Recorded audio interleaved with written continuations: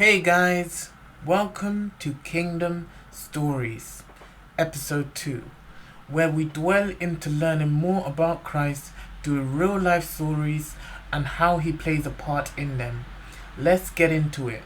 It all started when Gerald had just awoken. He lived on the streets and was barely making enough to eat every day. One day, Kingsley, a rich billionaire, was walking along the streets. Gerald was doing his usual routine of going around asking people for money. He approached Kingsley without realizing. He subconsciously asked, "Do you have any change, sir?" Kingsley responds, "Get a job." They both stare at each other's eyes until Gerald starts to recognize the man standing in front of him. Suddenly, Gerald burst out saying, "You took everything from me." Everyone turns around to look at Kingsley. Kingsley then who remembers who he is. In fear, Kingsley ran for two reasons. Because everyone was looking at him and he has a reputation to uphold. And number two, because he thought Gerald was going to attack him. But Gerald had no intention of doing so. Instead, he went back to his bed, sat down, as the memories of him and Kingsley was rushing through his head.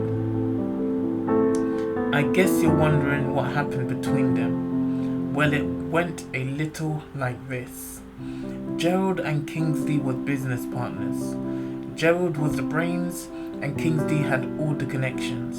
One day, Kingsley and Gerald was on a business trip, which was successful due to them finalizing the deal. Gerald had a notebook in which he kept all his inventions. They both got really drunk, so Gerald thought. Kingsley was acting drunk, so Kingsley helped Gerald to his hotel bed, stole the notebook with all Gerald's ideas, then disappeared, never to be seen again, and he managed to kick Gerald out of the company. Obviously, Gerald filed a lawsuit against him, but lost due to Kingsley having all these connections. From then, it was downhill for Gerald. Back to the story.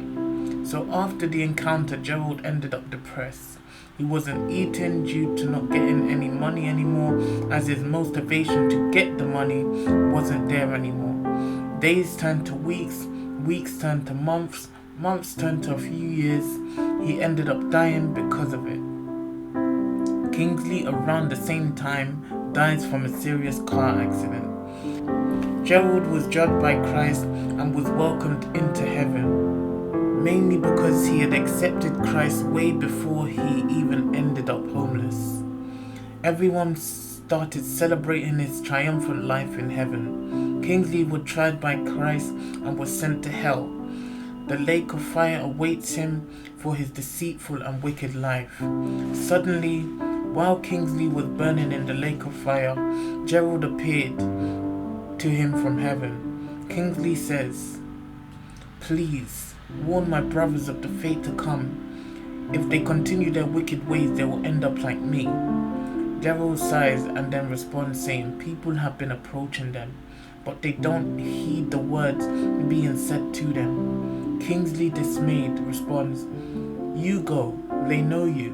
Gerald replies, "If they can't listen to the people already, how would they listen to me?"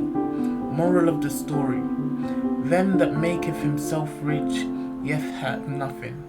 Them that maketh himself poor, yet hath great riches.